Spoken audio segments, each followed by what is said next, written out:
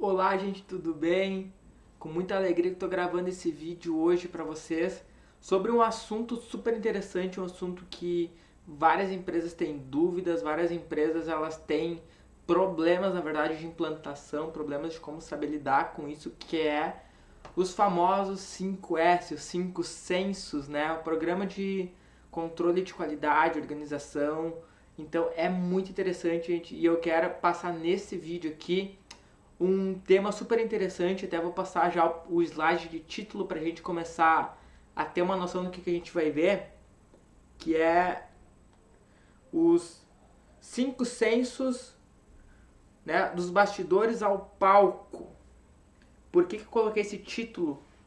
Porque justamente a gente colocar no Google lá, várias pessoas já conhecem, já ouviram falar o 5S, né?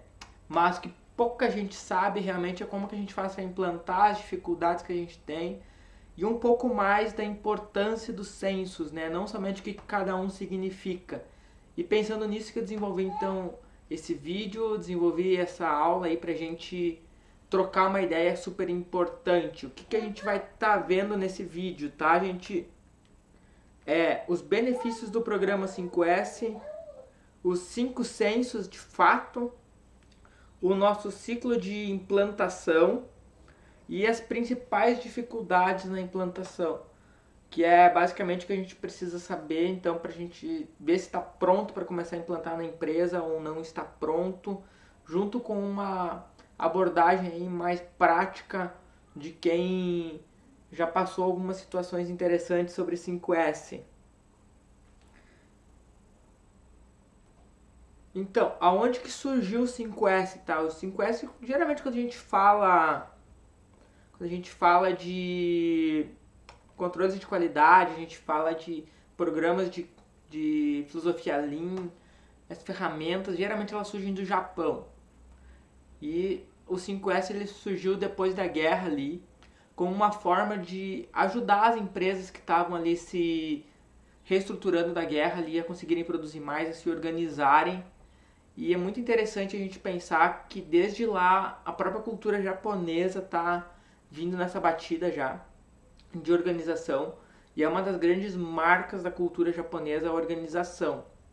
No Brasil, ela começou aí por meados de 1991, aonde o ramo empresarial foi um dos primeiros a trazer a metodologia para cá. Então a gente vê aí de 45 para 91, tem muita diferença já, né? Tem muitos anos, né? Luz na frente do Brasil.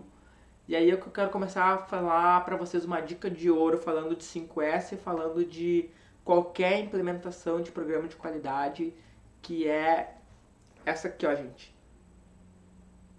A dica de ouro é que nós não somos japoneses. A maior dificuldade que eu vejo hoje em empresas quererem implantar situações de qualidade 5S é que elas querem pensar como japoneses sendo brasileiros. Tá bom, Pedro, mas o que é isso, tá? O que é pensar como japonês e não como brasileiro? Eu me refiro muito mais à questão cultural, de como que as coisas funcionam, como que o brasileiro trabalha. Vamos pegar um exemplo aí que pode ser na tua cidade. Imagina que lá na BR, lá no Trevo, vira um caminhão de alguma coisa, de algum alimento e de alguma bebida. É engraçado como antes da notícia muitas vezes chegar no rádio, chegar no Facebook, as pessoas que estavam em volta já pegaram e já se apropriaram muitas vezes daquelas situações, né? Ou já postaram antes e tal, como uma vitória, às vezes conseguir barganhar algo, né? E isso é infelizmente cultural. Estou dando um exemplo aí meio genérico porque acredito que infelizmente muitas cidades aí vão ter a mesma situação que aqui a gente mora. No Japão, a gente vê pelo menos uma vez por ano aí, cada vez a cada 2 anos, algo acontecer que são catástrofes naturais e a gente vê filas. A gente vê o respeito e a gente vê que isso já vem independente da idade, eles já são assim. Então, quando a gente está falando de Brasil, A gente está falando de uma nova cultura, uma cultura que infelizmente foi baseada num jeitinho brasileiro, foi baseada no modo mais fácil. E quando a gente traz para a empresa essa questão da metodologia 5S, a gente esquece de fazer um ramo de evolução baseado nas pessoas que a gente tem, baseado na nossa capacitação de implantação e muitas vezes colocando metas impossíveis, colocando situações que não vão ser possíveis da gente alcançar, e isso, já te adianto, vai gerar uma frustração pesada na tua vida, na tua empresa, e possivelmente o programa não dê certo e vocês nunca mais queiram implantar algo.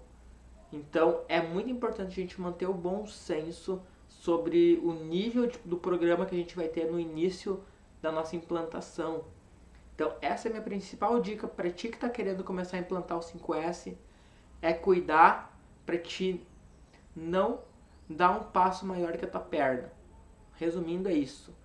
Né? Tu não tentar olhar programas que já estão rodando há muitas vezes 15 anos numa empresa e achar que você vai rodar na mesma velocidade, na mesma qualidade. E aí a gente pode pensar alguns motivos, né? As pessoas sempre me perguntam: Pedro, mas para que é que eu preciso implantar isso aí na minha empresa? E eu coloquei 4 pilares que são importantes para te pensar junto comigo, que são fatores críticos para a sobrevivência das organizações diante de uma nova realidade, que são qualidade, custo, atendimento e inovação. Vamos falar um pouco sobre qualidade. Qualidade, para mim, eu gosto muito do conceito das coisas, né? Porque conceito a gente utiliza para qualquer ramo. E qualidade, eu tenho um conceito de é você entregar o que você está se propondo a fazer.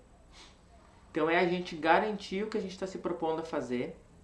A questão do custo, automaticamente, quando a gente diminui retrabalho, diminui questões de desperdício e a gente começa a trabalhar com uma qualidade alinhada ao nosso padrão, ele diminui automaticamente. Questão de atendimento, hoje eu acho fantástico que a gente está aprendendo a ser bem atendido, a gente está aprendendo aqui a ter um atendimento de excelência.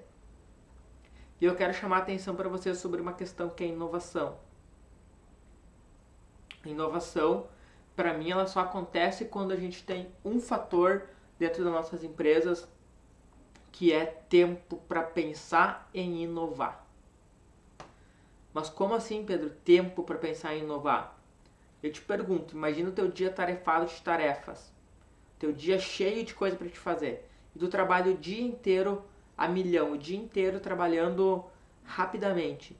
Você tem tempo para pensar uma solução diferente? Você tem tempo para estar colocando alguma ideia em teste ou não? Você só está preocupado em produzir aquilo e entregar o teu dia. Então, para mim, tempo é fator determinante para a gente gerar a inovação. E a gente consegue tempo diminuindo retrabalho, aumentando produtividade e organizando a nossa casa. Não adianta eu querer automatizar as coisas se eu não tenho a minha casa organizada primeiro. Então, para mim, inovar, o primeiro passo é a gente organizar. E aí tu pode te perguntar, legal, Pedro, bacana, mas o que é esse cenário novo que tu me falou aí? Por que é importante a gente dar um passo para frente? Por que é importante isso tudo? Eu sempre me remeto a uma história e eu volto ali uns 15, 20 anos para trás aí, que era uma coisa que eu gostava de fazer, era alocar fitas de vídeo, né, DVDs de vídeo, principalmente quando era sexta-feira, que a gente podia ficar até segunda, né? Mas o que aconteceu? Hoje eu conheço, cara, acho que 1 ou 2 pessoas que loca DVD para olhar por prazer, assim, por ter o gosto de olhar.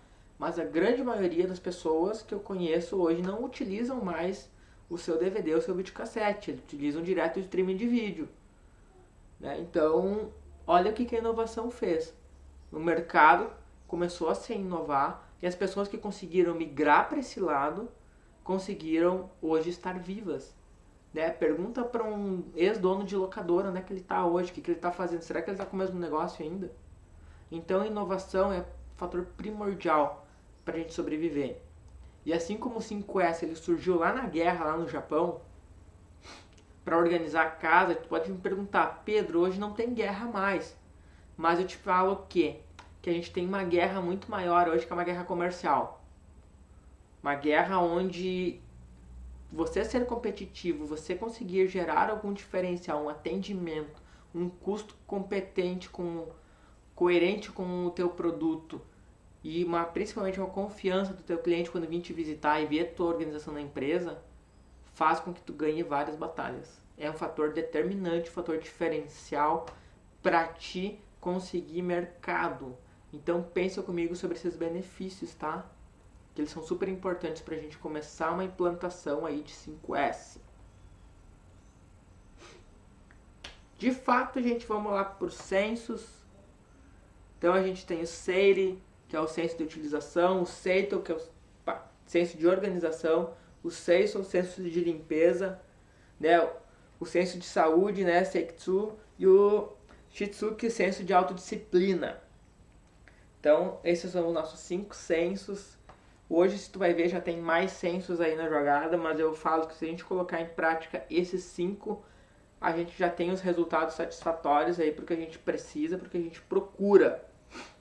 Vamos falar um pouquinho sobre os censos então agora.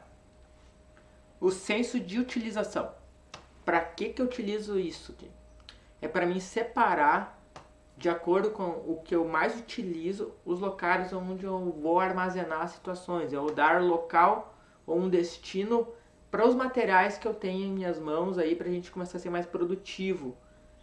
Aqui eu quero começar a conversar contigo sobre uma questão que é importante, que é para ti não pensar que o censo de utilização é jogar tudo fora. Boa parte aí do tempo e boa parte dos ensinamentos sobre 5S a gente aprendeu que você tem que descartar o que tu não utiliza mais. Eu lembro de um gestor meu que ele ficou traumatizado por isso aí. Ele não pode nem ouvir falar em 5S por causa disso aí. Olha o que aconteceu com ele. Eles foram fazer o tamanho do dia D, que a gente vai falar depois. E ele tinha um dicionário, a Aurélia, dessa bitola assim, que ele utilizava embaixo do monitor dele para deixar o monitor mais alto. Porém, eles começaram a pensar, legal, vamos utilizar, isso aqui eu utilizo ou não utilizo? Não, esse dicionário aqui eu não utilizo, então vou descartar. E ele descartou o dicionário, e tem a lei de Murphy, né, o que pode dar errado um dia, vai dar errado. Né, o supervisor dele chegou, que era apaixonado por livros, apaixonado por essa questão toda, olhou e perguntou quem que jogou esse dicionário fora. E ele chegou, né, fui eu. E aí eu lembro que ele tomou uma advertência bem pesada e ele não pode nem ouvir mais falar porque ele jogou fora aquele dicionário. Então, gente, para a gente começar a organizar a nossa utilização, é primeiro organizar aqui na nossa cabeça que não precisa ser jogado tudo fora. Muitas vezes destinar para um outro local, destinar para outro setor ou destinar para outra instituição. Então, se ele tivesse, por exemplo, tiverem feito uma biblioteca de livros lá, a gente saberia que aquele dicionário estaria lá. Então, a utilização a gente monta de acordo com o que a gente vai utilizar. Eu gosto de pensar, o que eu utilizo diariamente fica mais perto. Semanalmente fica dentro do setor. Mensalmente fica num lugar que a gente possa ir buscar facilmente. E eventualmente tu tem que ver se tu vai utilizar em algum fato ou se tu vai dar um destino de troca de setor, de troca de empresa, ou se é descarte mesmo. Organização, gente. Esse é um dos censos que eu acho interessante, que é a gente colocar cada coisa no seu lugar e cada lugar com suas coisas definidas. Ou seja, a gente dar nomes para as coisas nos lugares para que todo mundo saiba que aquilo está lá. Aí entra uma questão muito legal, gente, que é utilize nomes que todo mundo conhece. Por exemplo, se tem uma ferramenta que todo mundo conhece por um determinado nome, usa o nome que a tua equipe conhece. Usa o nome que eles vão saber guardar, que eles vão saber buscar. O que eu vejo muito nas empresas é gerar estresse, gerar bolor sobre esse senso de utilização. E ele geralmente ele não é a causa maior, mas ele é a gota d'água. E aí, geralmente quando tu empresta uma chave 10, uma chave de fenda, um alicate, um caderno, alguma coisa, e aquilo não volta, né? Umas 2, 3 vezes não volta, na terceira, quarta vez lá tu já se estressa com o cara e isso já virou motivo de briga. Ah, mas foi uma coisa tão pequena. Na verdade, aquilo só foi a gota d'água. Então, o senso de organização, para mim, ele é importante principalmente para reduzir estresse entre equipe. De pegou, não botou no lugar. Então, é trazer certeza de onde as coisas estão com os nomes corretos. Um exemplo que eu gosto de dar aqui, a minha esposa ela trabalha na PAI, e eles fazem um trabalho de inclusão aqui na cidade bem legal. E uma das empresas, né, eles contrataram um PCD e colocaram no estoque da empresa. Só que detalhe, gente, esse PCD ele não sabia, digamos, os números, né? Numeração. Por exemplo, sapato 38, 39, 40. Mas o que ela sabia? As cores. Então eles inverteram, né? Jogaram junto com a numeração as cores. Por exemplo, precisava um sapato amarelo, era um sapato número 39. Então a pessoa que chegava no guichê, chegava pra ela, fulaninha, tem um sapato amarelo pra mim? Sapato amarelo, deixa eu dar uma olhada. Ela ia lá, pegava amarelo, ela não precisava saber que era o 39, mas ela sabia que a cor estava certa, que as coisas estavam no lugar certo. Então é um negócio bem legal. Utiliza a organização. E aí agora você pode começar a perguntar, e os outros 3 censos o Pedro vai começar a ficar chato. Vai. Pelo fato do que, gente? Seguinte. Os 2 primeiros censos são os censos mais fáceis da gente colocar em prática, que é a gente selecionar e a gente organizar.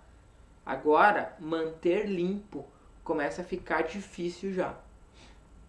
Eu vou usar um exemplo meu. Eu estou gravando em casa hoje mesmo. E eu tenho 2 filhos, né? O Vicente de 3 anos e o Gonçalo de 3 meses. E o Vicente a gente gosta bastante de brincar junto. Então, por exemplo, hoje a gente fez uma pista de Hot Wheels lá na cozinha, lá. E a gente brincou pra caramba lá. Detalhe. Se eu não guardar aquela pista logo depois que eu utilizar, vai ficar toda a sujeira lá, vai ficar toda a bagunça lá. Então eu sempre falo que é mais difícil nós mantermos organizados do que a gente de fato organizar. É aquela situação, organizei toda a casa. Se eu não cuidar, em 10 minutos está como estava antes. Então aqui a gente deve se preocupar principalmente em manter. Muitas vezes não vai ter como tu trabalhar sem sujar, não vai ter como trabalhar sem tu dar uma desorganizada ali, mas logo depois que tu fez o teu trabalho, tira um tempo para manter organizado de novo pro próximo que vai vir, pro próximo trabalho que vai entrar. E isso com certeza vai fazer diferença. Outro senso, que é o senso de higiene e saúde, é um senso que a gente está aprendendo, na verdade, a como lidar. A gente está aprendendo no Brasil a lidar isso dentro das empresas, que é, por exemplo, a gente entender que se o Pedro não está 100% com a saúde dele, ele não vai render 100%. Ele não vai estar rendendo ali o que ele precisa render.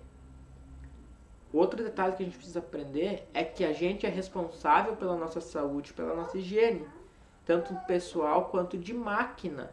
E isso é importante a gente pensar pelo seguinte fato. Pelo fato da gente começar a jogar isso na antecipação. No que sentido? Tua máquina não tá legal, antes dela estragar, tu já preservine.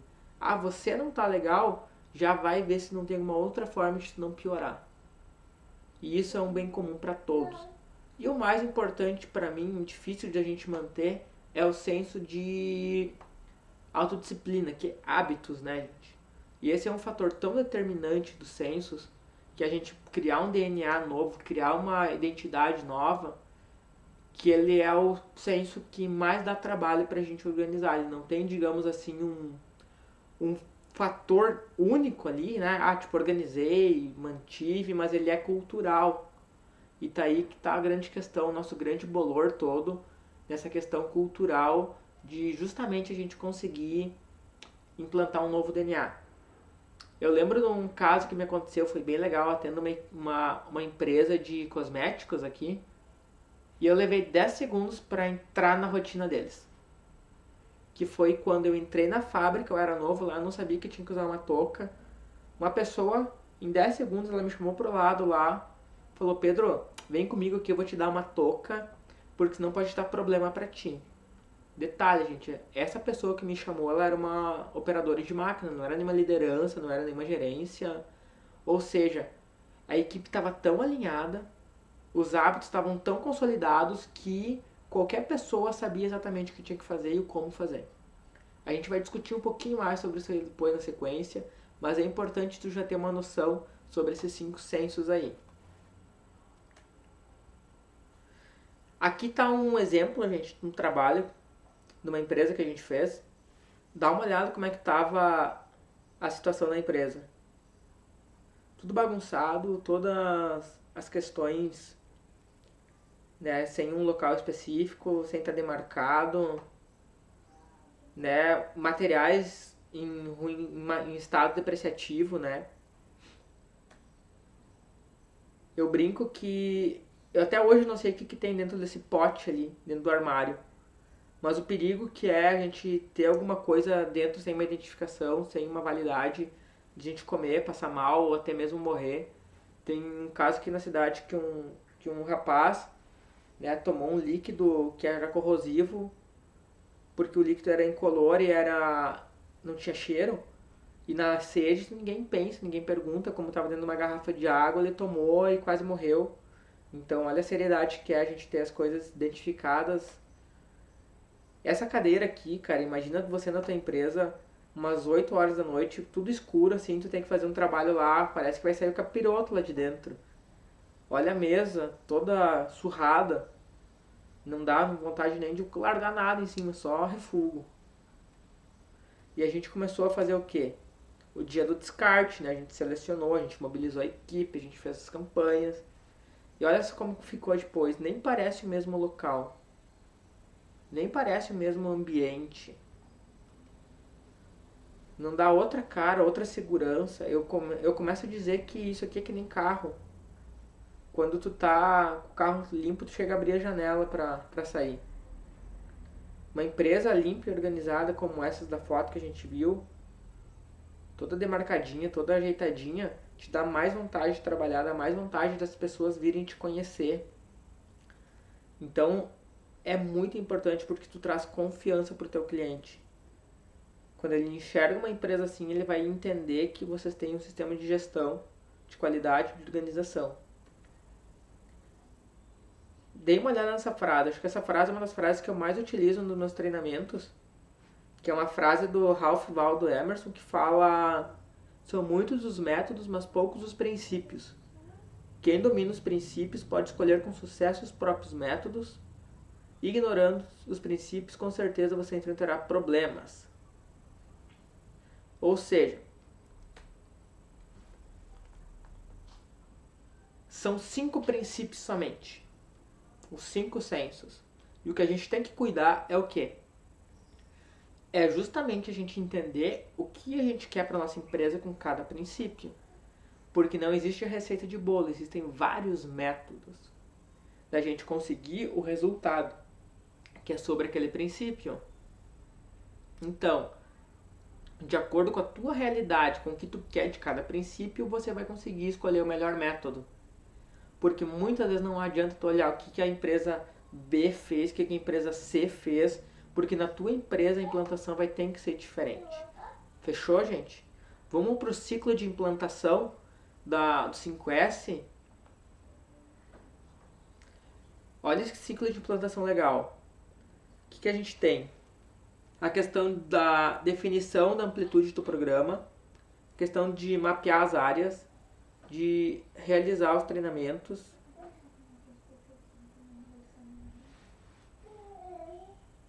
Desculpa, gente, que ficou bem pequeno aqui para mim ler, mas acho que no slide vai dar para vocês entender, tá? Então, realização das manutenções de registros fotográficos,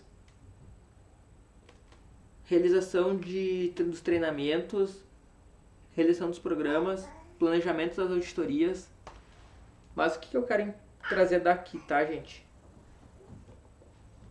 Qual que é o ponto mais importante para mim aqui? Eu vou ir por prioridades, depois vocês seguem por ciclos, tá? Primeiro passo é justamente o quê? É a questão do definir amplitude. O quanto que eu quero implantar na minha empresa durante o primeiro ciclo. Ou seja, o quanto que eu vou cobrar a minha equipe, o quanto que eu vou colocar de meta para mim trazer o meu resultado ali. Ou seja, o quanto que a gente vai estar definindo em comum acordo que a gente vai se comprometer com o programa. Ou seja, vai ser o nosso primeiro start, os nossos primeiros treinamentos baseados sobre isso. Questões de definir uma área piloto é justamente para a gente trazer o quê? A metodologia implantada num local e mostrar o resultado naquele local primeiro. Depois a gente começar a divulgar na empresa, começar a treinar as pessoas, manutenção de registros fotográficos, questão de auditorias, são justamente para a gente trazer uma avaliação sobre o resultado que a gente tem, né? Até a gente fazer o dia D ali e de repente startar o programa. A partir de hoje a gente vai começar a rodar isso aqui. Eu sempre gosto de fazer algumas auditorias antes, tá? Até para o pessoal ter uma noção de como é que vai ser e tal, pegar o lance e se preparar, porque quando a gente startar o programa a gente pode realmente trazer um resultado bacana. Então, o que eu gosto de falar aqui? Primeiro passo, super importante, defina o quanto o teu programa vai ser aberto, o quanto você vai tolerar e o quanto você vai se comprometer a cobrar. Depois, escolha muito bem as áreas que você vai querer fazer primeiro. Informe as pessoas, treine as pessoas. Uma dica importante para auditoria, tá? Eu sempre audito com uma caneta numa mão e um caderno na outra. Por quê, gente? Eu preciso ter um padrão avaliativo para mim poder realizar um trabalho. E aquela pessoa não se sentir mal avaliada. Então, minhas questões que eu defini, minha amplitude, é como se fosse um manual de boas práticas, é como se fosse uma normativa e através dali a gente consegue argumentar. Nunca vai argumentar pelo teu achismo. Sempre vá pelo que a empresa tem de padrão. Beleza, gente? Quais são os passos para a gente implantar isso aí? Um plano geral. Primeiro, a gente define e a gente mobiliza para a implantação, né? Ou seja, a gente coloca, né, os avisos, a gente começa a fazer divulgação e tal. A gente se mobiliza a equipe. A gente define e registra os itens de controle, ou seja, a gente começa de fato a ver a amplitude do programa, a ver o quanto que a gente vai se comprometer. A gente começa a treinar todos os colaboradores. Quanto mais colaboradores eu treinar, melhor, para que todos tenham acesso às mesmas informações, entendam a importância do programa. A gente faz o dia D, que é o início, o start do programa, e a gente implanta ações corretivas, né? Ou seja, o programa sempre tem que ir melhorando. E aqui eu quero discutir 2 pontos com vocês, que é sobre a implantação do dia D, quando a gente starta o programa, e sobre questões de melhoria contínua. Eu quero te fazer uma pergunta, tá, gente? Por que é importante a gente abrir ciclos? Tipo, dizer, nasceu o programa. Porque o programa, quando alguma coisa nasce, é como se fosse um bebê. O que um bebê faz quando nasce? Ele usa fralda. E nessa fralda ele faz sujeira. Ou seja, quando ele faz sujeira na fralda, o que você faz? Você joga fora a fralda ou joga fora o bebê? Deus queira que vocês joguem fora a fralda, né?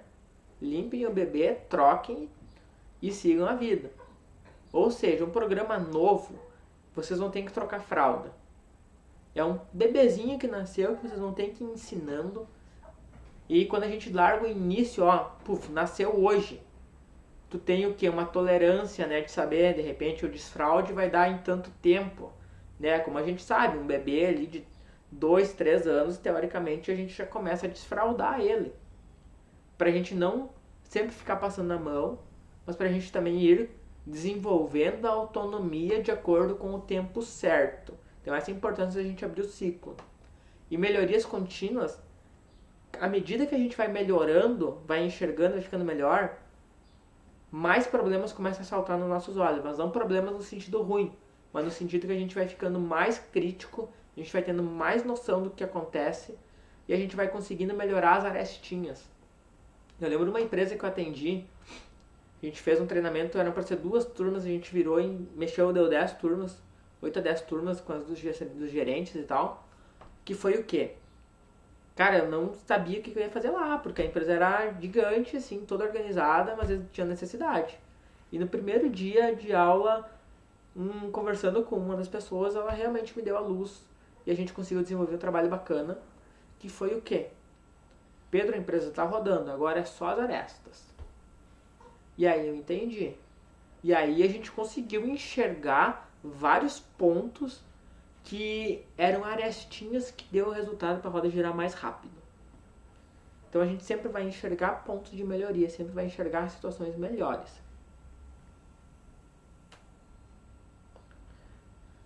Vamos lá para a parte complicada da situação sobre 5S, tá, gente? Que é por que muitas empresas muitas vezes não conseguem implantar. A primeira é resistência visível e invisível. Falta de propósito, né, serem superficiais. Falta de cultura de planejamento e resultado a longo prazo. Valores da empresa coerentes com o programa. Aplicação e manutenção dos princípios do programa. E maturidade da empresa. Deixa eu resumir isso aqui de uma forma bem interessante, que é o quê? Vamos começar pelo primeiro lá, que é a resistência visível e invisível. Questão, o que é uma resistência visível?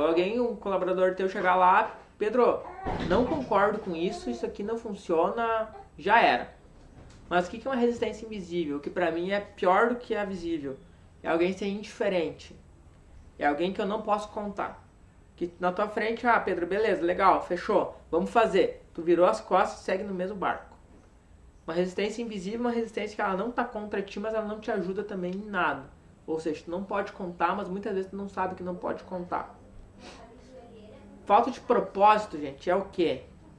É a gente começar a colocar um programa por colocar. É a gente achar que um programa de 5S vai solucionar a nossa vida e dar mais importância pro programa, pra ferramenta, do que pro programa em si. O que é o dar mais importância para uma ferramenta e não pro programa? Experimenta pegar um parafuso e tentar girar ele com um martelo. Ou vice-versa. Não dá certo, gente. Ou seja, valorize o programa, não a ferramenta. Não fique se vangloriando, dizendo, a gente tem 5S, porque é bonito ter. Não, realmente coloque na prática e valorize as ações que estão sendo realizadas. Questão de longo prazo, tá, gente? A gente é muito imediatista aqui no Brasil. E hábitos, vamos lá, como é que a gente cria um hábito? 21 a 30 dias pra gente estabelecer. Aí a gente tem até 6 meses aí pra gente virar rotina. Ou seja, no mínimo um programa de 5S rodar tudo perfeito 6 meses. Pra tu estar em rotina. Mas a gente deu uma vaciladinha lá no 4º mês. Legal, começa de novo, né? Recaiu, volta pra desenvolver os hábitos novos. Ou seja, eu considero 1 ano e meio, 2 anos um tempo bacana para a gente começar a avaliar resultados do 5S de uma forma mais palpável. Né, roda o primeiro ciclo, né, vai monitorando, mas depois de 1 ano, realmente, dá uma atençãozinha aí sobre os teus hábitos. Valores com a empresa. Me lembro até hoje uma das maiores frustrações que eu tive, que foi que eu tinha chegado numa reunião gerencial de uma empresa e eu tinha feito um trabalho que eu tinha linkado missão, visão e valores da empresa junto ao programa de 5S apresentado na reunião gerencial. E o que aconteceu? Eu recebi um balde de água fria dizendo que não era a hora, que a gente não queria, que não era importante para a empresa aplicar o 5S. O que eu fiz? Né, guardei minhas trouxinhas ali, né, guardei meus papéis e arquivei o projeto, porque se não estava coerente com o que a empresa achava que é importante naquele momento, não adiantaria eu querer implantar alguma coisa que não ia dar certo. E imaturidade da empresa.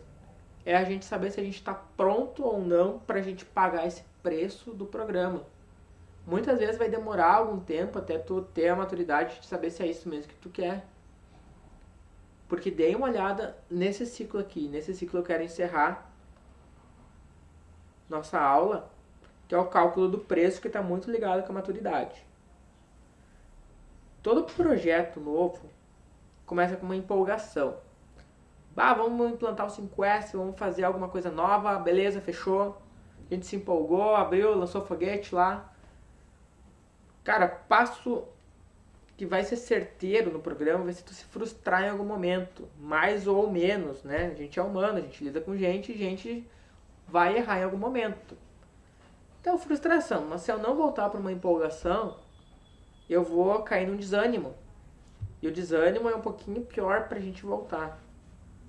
Eu brinco que um tapinha nas costas muitas vezes resolve frustração. Um desânimo a gente já vai pro RH, a gente já vai querer conversar o que não deu certo. Não voltei do desânimo, começa a reclamar, começa a dizer que o programa não funciona. Pra que fazer isso aí? A gente trabalhou aí tantos anos sem, pra que querer inventar moda? Não voltei da reclamação, eu vou pra desobediência, que é eu não faço mais. E a hora que eu comecei a desobedecer, é 2 toques pra mim abandonar.